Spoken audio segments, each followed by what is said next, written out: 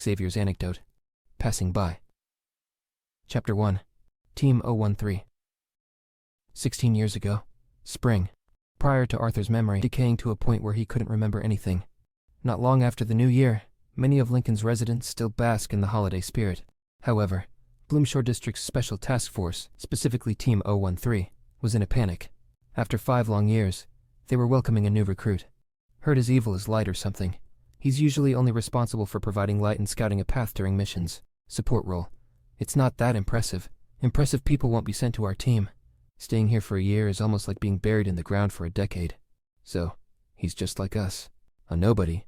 Luke hands over the newcomer's information to Tommy. Is he here to also fix our hallway's lights? Standing before the office door, Arthur is hit by a wave of mixed emotions. This marks his 16th year as a police officer and 9th as the captain of Team 013.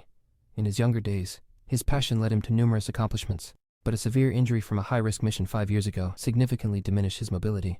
Having recovered since then, Arthur did some mental calculations. Even at the risk of reputational damage, he must utilize the energy of new blood to somehow mold this group of misfits back into shape. Attention, everyone. Arthur swings the door open, breaking the chatty atmosphere. 3 o'clock in the afternoon, the rookie will report for duty. We only got 2 hours left, so we need to start preparing. Tommy, are you working part-time as a junk collector? This pizza box has been here for weeks. Throw it away. Arthur is completely oblivious to the neck pillow he's still wearing. And this figurine on your desk, Luke. I've told you not to bring this into our office. It makes us look bad. Team 013 is at the bottom of the hierarchy. After numerous reshuffles, they have been whittled down to a single captain, 2 officers, and a support technician who has just submitted a transfer request. They're hardly what one could call a team. In their early years, they made a name for themselves by solving several major cases. However, their present has nothing of their past luster, marked by a lack of talent. Their reputation has taken a hit due to failed investigations. When their department relocated, they were left behind to handle the task of sorting through a plethora of old files. To this day, they still inhabit the old building. As time passed, they were all but forgotten, their only interactions with the others being the occasional job to retrieve files or search at the headquarters. At the age of 23, the rookie Xavier stands before the door, holding a cardboard box. His uniform is neat, and his expressionless face clean. He sticks out, being the only lively person in this otherwise gloomy hallway. Excuse me. As the door swings open, a group of people, in the midst of their hustle and bustle, lift their heads. They are dumbfounded by the face illuminated under the bright white light. A college student. Has he graduated yet? Everyone who comes here is just a bunch of pretty boys. Slightly awkward, Arthur clears his throat, signaling for everyone to quiet down. His eyes, filled with anticipation, move to the newcomer. You must be Xav, right? Why don't you introduce yourself? Xavier, male, 23. I'm the newest member. I look forward to working with you, the young man says, heading straight to an isolated desk in the corner. He places the cardboard box beside the computer and silently starts to arrange his things. Tommy and Luke simultaneously exchange disgruntled glances. What's this guy's deal? However, as time passes, Luke's impression begins to change. Whether it's tasks assigned by the higher-ups or senior members, Xavier always completes them quickly and methodically. He works until they're done, but nothing more. He is never late, but he doesn't leave early. When asked why he requested a transfer to their squad, he answers in a matter-of-fact tone. This place has many old, archived records of Lincoln City. I want to read all of them. But there are likely over 5 million criminal records and fingerprint files in the database, and ones that haven't been entered into the system. The files from the beginning of this century alone probably amount to tens of millions of pages. Xavier falls silent for a moment. Seeing him lose hope, Arthur pats his shoulder as though he understands. It's good to like reading, but you can't spend all your time in the archives. Let's have beef hot pot tonight. Xavier doesn't like a lot of things, but he's very enthusiastic when it comes to eating hot pot. Watching as Xavier orders plate after plate of beef and lamb, Arthur is relieved. Knowing a person's favorite things is basically getting closer to them. During a mission, Xavier was injured in an attempt to rescue someone. He spent nearly half a month in the hospital. After being discharged, he insisted he didn't mean to rescue that person. He even claimed the incident had traumatized him. He ended up applying for a desk job as a logistics administrator. Like a forgotten cactus on the windowsill, Xavier lives a simple life, thriving amidst the winds and the sun's harsh glare. Chapter 2. An Unspoken Secret. Xavier always tidies up paperwork when everyone else is out on missions. He helps Luke whenever the hallway lights are broken. Despite Xavier mostly keeping to himself, people find he's actually quite easy to get along with. His evil is even more useful. Sometimes, for reasons unknown, a flash of light causes the criminal they're chasing to unexpectedly drop to the ground. Our target this time is an old friend, Lawrence. Team 013 has its usual mission briefing. Silence hangs in the air for a moment before Arthur awkwardly clears his throat, pointing at the image on the whiteboard with a laser pen. You all know what he looks like. The Skyhaven boys learned Lawrence recently returned. Let's keep a close eye on him and proceed with caution. Lawrence made his fortune selling evil hallucinogens, distributing his supply to major entertainment venues in Lincoln City and Skyhaven. Whether he's smart or has someone else guiding him, they always arrive either too late to find him, or the goods are gone. They can never catch him. Several of their meticulously planned operations were ruined, too. Just last month, Arthur was disheartened, declaring that if they failed again, it would be handed over to another team. Tommy understood this was a subtle hint from the higher-ups that Team 013 didn't need to continue existing. Our mission this time is rather unique, Arthur says, surveying the group. According to a reliable source, Lawrence will be at the newly opened Palace Bathhouse next month. The purpose of this meeting is to select an undercover agent. His eyes brim with anticipation. They are to disguise themselves as an employee. The goal is to approach the target. No one volunteers. They draw straws. As they all unfold the crumpled slips of paper, a collective sigh of relief is let out. Only Tommy speaks up, on the verge of tears at the sight of a little turtle on his slip. I would rather do anything else. That place is too dangerous. I haven't even fallen in love yet. Please don't make me go. Arthur glares at him with disappointment and frustration. You're uglier than a cow. You'd be seen as suspicious almost immediately, if you looked like Xavier. The room is silent. All eyes turn to Xavier, who is eating his noodles in the corner. Initially lost in thought, Xavier slowly raises his head, feeling many gazes on him. The city's most renowned entertainment district is a short, 100-meter street, tightly ensconced by grand, imposing buildings.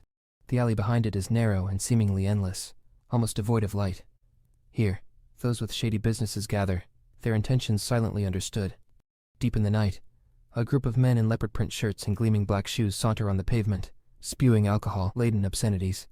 Streetlights illuminate job flyers plastered onto the walls, phone numbers mostly torn off. Among the group, a lanky young man with silver hair can be spotted in the distance. In a denim shirt and jeans, he leans against a lamppost, engrossed in the music from his headphones. A middle-aged man, cigarette hanging from his lips, approaches and sizes up the young man engrossed in his phone. High school student. College. Ah, an adult. What brings you here? The young man removes his headphones. I'm looking to make some quick cash. Do you know how? Wayne leads Xavier into a private room on the top floor of the Palace Bathhouse. As he pushes open the door, a middle-aged man in his 40s is seated in the farthest corner, pouring tea at a mahogany-long table. This is the man in charge, Roman. Hello, Roman, Xavier says, following Wayne's leading greeting. I'm Bob. Roman, looking like he's had a long stay in the underworld, scrutinizes Xavier. His gaze lingers. Just as Xavier begins to worry his identity might be exposed, that it's time to do Plan B, the man abruptly stands. He pulls a book from the shelf behind him, flipping through the pages. Your name is too plain. It doesn't suit our palace, Roman says. He looks at Xavier. Christian. We'll call you Christian. The palace has only been open for a month, staffed by young people around the same age as Xavier. After receiving his uniform and work badge, Xavier promptly completes his onboarding. The moment he finishes, his supervisor urges him to clock in. Where's Alexander? The supervisor anxiously scans the area. What? A stomachache. Then who will go to Fontainebleau? Ramon said he wanted to show this batch to Lawrence. Xavier willingly raises his hand. I can go, sir. You're the newcomer, aren't you? The supervisor sizes up the young man. Realizing he doesn't have a better solution at the moment, he nods. Lawrence is here to discuss business with our boss today, so mind your words. The supervisor, watching Xavier leave, mutters to himself. Such a handsome fellow. It's a pity he's dealing with this. Xavier arrives at the private room, Fontainebleau. 2 bodyguards stand at the door, only allowing him to enter after a thorough search. As Xavier steps inside, a client is already lying on the massage bed. He pushes the tool cart to the side of the bed, simultaneously retrieving the essential oil and slipping on gloves. Hello. Is this your first time here? Could I interest you in a membership? Hands press onto the man's spine, the 3rd vertebra, 5th. By the time they reach the 7th, a strong pressure causes Lawrence to almost scream from the pain. As he tries to lift his head, he realizes he's being held down. He can't move. Where's your supply? Who are you? Lawrence gasps. Let go of me. Help, ouch. Someone breaks through the door, and a group of guards instantly appear at the entrance. Xavier looks at them and releases Lawrence. Don't you know whose turf this is? Lawrence snatches a gun from one of his men. The others also raise their weapons, all pointed at Xavier. He slowly removes his gloves, leaving everyone unsure of his next move. For a moment, no one moves. Without even seeing Xavier move, some of the men are knocked down by a sudden burst of light. The young man holds a sword seemingly forged from moonlight itself. By the time Lawrence comes back to his senses, all of the men around him have been taken down. Xavier walks up to the man, kicks him, then uses the sword to lift his chin. Can we talk? By the time Luke arrives as backup, Xavier stands alone amidst a circle of fallen bodyguards. In the corner, Lawrence is tied up with bedsheets, his neck at an odd angle. Xavier, did you take out everyone in this room? No. Xavier walks down the corridor, pulling Luke by his collar. They ran into my sword. Message received. Requesting backup. Xavier walks for a bit, then stops. Luke follows Xavier's gaze. A flood of men in black suits spills out of the elevator. I'm not very strong, so you'll have to do the fighting, Xavier says. All Luke knows is that the grip on his collar loosens, and then he's tossed out of the hallway. You didn't look like you were losing. Half a month later, at the commendation ceremony, Luke scratches his head. Under the fervent gaze of his fellow officers, he steps onto the stage to speak. I'm not quite sure what happened myself. Seeing all those people, I steeled myself and thought, might as well close my eyes and take a gamble. Then, I just started punching. Before I knew it, they fell like dominoes. Luke recalls that day with a smirk. Maybe they were just too weak. Oh, the true hero of this incident was our team's Xavier. And there is more. A month later, Polar Bear, notorious for selling illicit evil drugs, shows up at the doorsteps of the police station. He was tied up, weeping and confessing his sins. Another 2 months later, Cash, who had been using his evil to do telecom scams, is found live streaming on MeTube, dramatically slapping himself. Tears stream down his face as he implores everyone not to trust calls from unknown overseas numbers. 3 months later, in light of the outstanding performance of Team 013, the HQ commander temporarily reassigns Luke and Tommy. It's good for further career development, but both of them refuse. They argue their ability to catch criminals is purely because of luck. They felt inadequate being in more important roles. They're open to temporary reassignment, but are firmly against a permanent transfer. For reasons they can't quite articulate, ever since Xavier joined, their previously inept teams somehow found their fighting spirit. As for who brought them luck, and whether Xavier is as simple as he appears to be, no one wants to know. Everyone seems to have an unspoken understanding to guard this secret. Chapter 3. A Familiar Face. As the year draws to a close, the medals and recommendation letters from headquarters arrive. Tommy and Luke, 2 men on the cusp of their 30s, hug each other in a tearful embrace. For a moment, it's unclear whether Luke is crying from being overwhelmed or from the prickling pain of Tommy's wire-bristle stubble. After years of being underdogs, recognition finally came, reigniting the dreams of many. Luke pushes Tommy, rubbing his own reddening cheek. When Tommy goes to hug Xavier, Xavier places another pot of cactus on his desk, creating a barrier between him and the others. Tomorrow is New Year's Eve. I haven't finished sorting out this year's files yet, and I won't be able to make it home again. Hey, I'm going to be home alone too. Someone's going to have to keep watch here. How about we do this together? Xavier, will you be here tomorrow?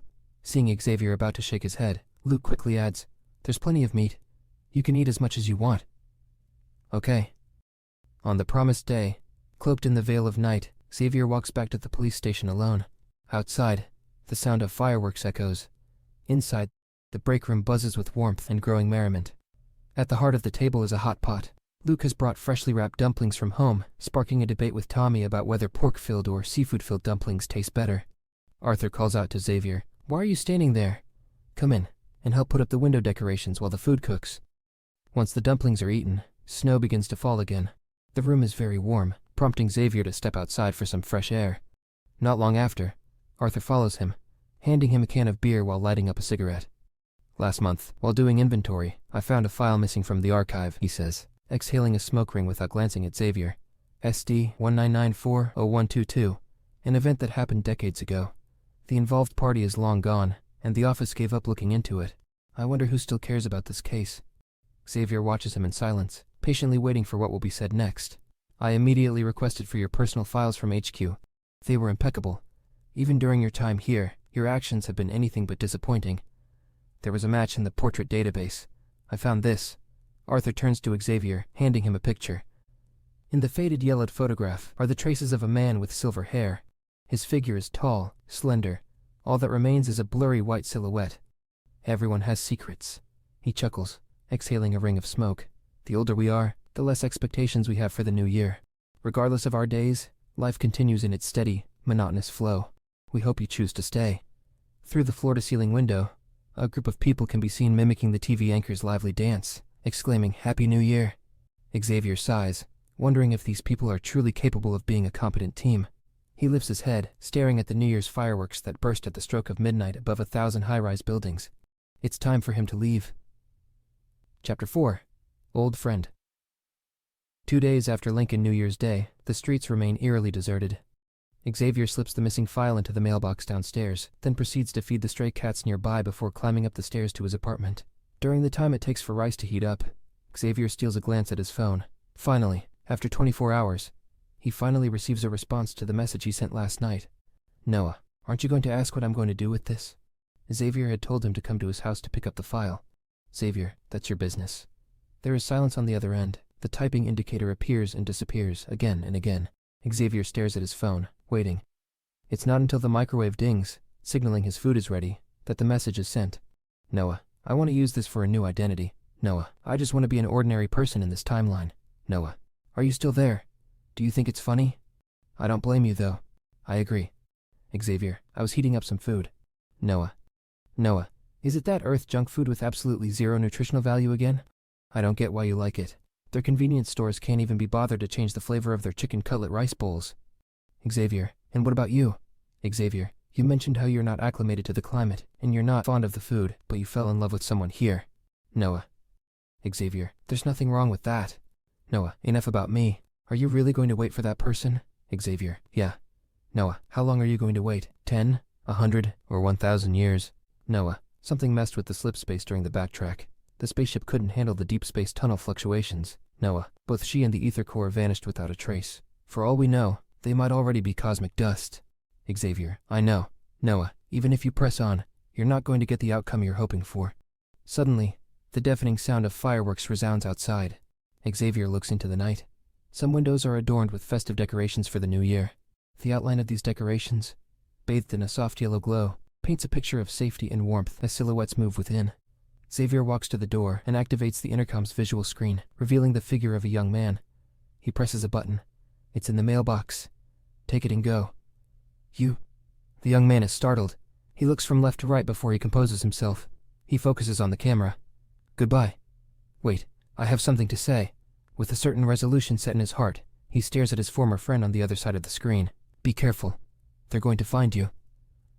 Chapter 5. The Road's End. Lingering in one place for too long always leaves noticeable traces. Xavier has certainly thought about this. Over the years, he has walked many paths, only to realize that there is no real difference between them. Despite their inevitable end, these paths are still worth treading. The fire blazes with such intensity that it leaves no chance for survival. Everything burns, leaving nothing behind. He decides to die in this fire. Xavier turns his gaze to the abandoned factory, which appears much like a military base. The criminal chose a good place to hide. He drags the unconscious man onto the snow, retraces his steps, and discards the man's identification and baton in a corner. The signs of a struggle have been set. The flames surge even higher, lighting the night sky. A few residential buildings are lit, and soon the urgent wail of a siren echoes from afar. At the bus stop, Xavier watches a police car speed by. As he prepares to board the bus, there's a cry behind him. He turns and finds a little girl sitting alone at the corner of the road, under a streetlight. The girl is young, a dirty rabbit plushie lying at her feet. Upon seeing someone approach, her sobbing gets worse. Are you lost?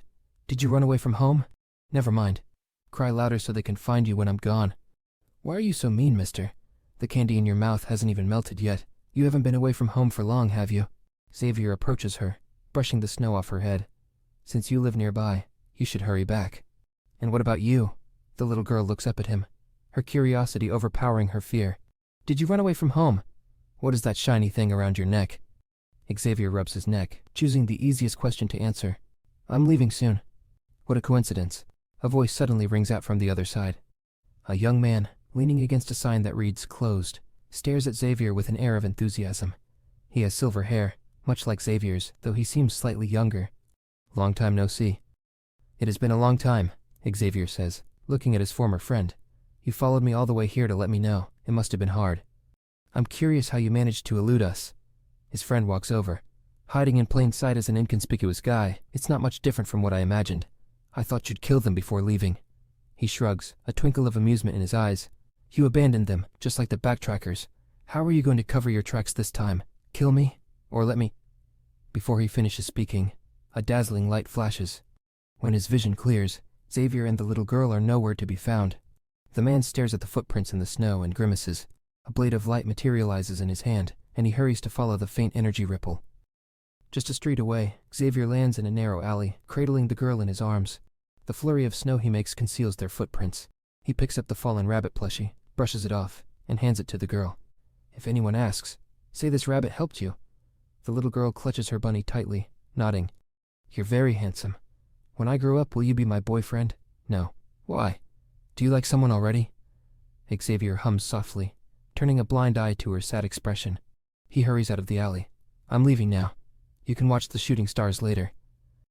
The surrounding light gradually converges in the palm of his hand. The streetlight nearby, the searchlight in the distance, and the light from every window of the surrounding skyscrapers suddenly go out, and even the moonlight dims. The city is plunged into darkness. The sound of footsteps stops, then draws closer. Xavier opens his eyes, but he doesn't turn to face the person behind him. Instead, he gazes at the sky. You've never managed to beat me in the past. Things are different. Besides, the teachers at the academy will only teach the best of the best. It's too dark. So much so that the young man named Isaiah can barely make out Xavier's silhouette. His position can only be discerned through the sound of his voice. You can guess how I'll erase our traces.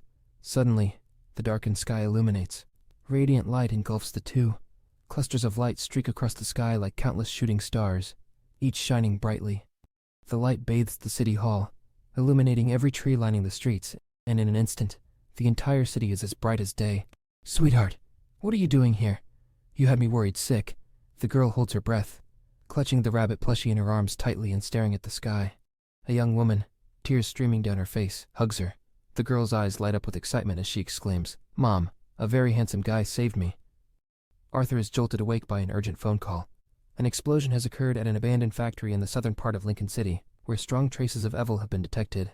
An anonymous tip claims to have spotted the silhouette of the S-rank fugitive Greyhawk. By the time he arrives at the scene, the factory, enveloped in raging flames, has been burnt to a crisp. As for Greyhawk, he's currently lying shivering in the snow, on the verge of being frozen to death. Arthur has a bad feeling about this. Turning to his colleague who arrived earlier than him, he asks, What happened? What's that guy from your team called? Silver hair, kinda young, doesn't smile much, keeps to himself. The officer ponders for a moment. Is it Xavier? Xavier. Arthur nods, a sense of foreboding creeping into his heart. He was trapped inside. His colleague's voice suddenly falls to a whisper, his gaze fixed on the raging fire. He couldn't get out. The entire city is blanketed in pristine silver, devoid of any sound. The heavy snowfall ceased by dawn, leaving only sporadic snowflakes to flutter onto Xavier's face. The fresh, crisp snow crunches under his boots, each step becoming more heavy than the last. By the time he reaches his home, he can only lean against the wall and slowly sink to the ground. After such a long journey, it's time for a good night's sleep. During that winter, everyone talked not only about New Year's resolutions, but also about the shooting stars that suddenly appeared after the abrupt plunge into darkness. Some speculated it was an explosion of a neutron star millions of light years away. Others suggested it was a reconnaissance aircraft from a neighboring country being destroyed, or a new type of biological weapon. A day later, a team conducts a thorough search of the factory. Eventually, in an abandoned partition on the third floor, they find a police gun designated ST-1101 and some remaining identification documents. Xavier, 23, served in the Bloomshore Special Task Force of Lincoln City. In the winter of 2033, he honorably sacrificed himself during his solo mission to apprehend the wanted criminal Greyhawk. Chapter 6. The Passing Spring. In the year 2045, spring arrives. The day before New Year's Eve, Xavier finds himself in a cemetery on the city outskirts. Despite the passage of time, the disaster from 11 years ago failed to ravage this place. The sun, however, has bleached the granite tombstones white, and the details of the deceased have been obscured by grass and blossoms. But in line with the Special Task Force's customary confidentiality, the tombstones bear no pictures or names, only birth and death years, and a string of special police numbers. Initially, Xavier only remembered ST-1101. As the years passed, many people appeared. Some were old friends, while others were strangers. Some he had spoken to, and others he had merely encountered once before. He didn't visit often, but whenever he did, there were always flowers placed on the grave. He remembers the month just after his death. The turnout at his funeral was not large, yet inexplicably, everyone was crying. Luke, removing his glasses, was sobbing, snot running down his nose. Tommy, embracing Arthur, wailed loudly. Even Arthur subtly wiped the corner of his reddened eyes. though he turned his head away. It's a peculiar feeling, as if part of his life is buried beneath the tombstone, despite it being empty. It's not the absurdity of being taken by death, but rather the unfamiliarity of being remembered for the first time by those who should not remember him. It's like a traveler, after many years, returns to the place from which he departed, only to discover someone is still gazing at the spot where he vanished. Happy New Year. The florist takes the money and hands him the flowers. Xavier collects his thoughts, expresses his gratitude, and also wishes him a Happy New Year. Within the cemetery, Xavier gently places flowers on the graves of those he respectfully refers to as neighbors. A young girl hurriedly wheels an elderly man past him. You always keep saying that. Luke this, Tommy that. Oh, and your beloved rookie, Xav. Upon hearing his name, Xavier turns around. He sees the elderly man in the wheelchair point at him, his hand trembling. Isn't that Xavier? That's Xavier. The girl pauses, her gaze meeting Xavier's. She gives him an apologetic smile. I'm sorry, my grandpa is old. He confuses people when he's not lucid. Xavier shakes his head. It's all right. He doesn't say much, and the girl doesn't follow up. She simply leans in to whisper something into the old man's ear. Her voice is barely audible, but he hears her say, Here for the same reason we are. The girl stops Xavier from leaving, smiling. Excuse me, are you a relative of a police officer? Can I take your picture with my grandpa? Xavier turns his gaze to the elderly man in the wheelchair and nods. He wheels the old man to the edge of the cemetery, beneath a lone pine tree. As the setting sun disappears, the overlapping shadows of the tree and the people dance upon the aged white brick wall. I may be old, but my memory isn't as frail as you might think, the elderly man in the wheelchair says slowly. Long time no see. Long time no see. Don't worry, I won't remember you for long. He laughs and coughs, gasping for breath several times. In a few more years, when people ask about Xavier, I'll have forgotten about you. Not far away, the young girl raises her hand, flashing an OK sign. Ready? Say cheese. 3, 2, 1. The camera clicks. After many years, he finally leaves a bit of himself in someone else's story. Do you want a copy? Xavier shakes his head. All right then. Happy New Year, the girl says. She waves him goodbye and leaves with the old man. Xavier also smiles. Happy New Year.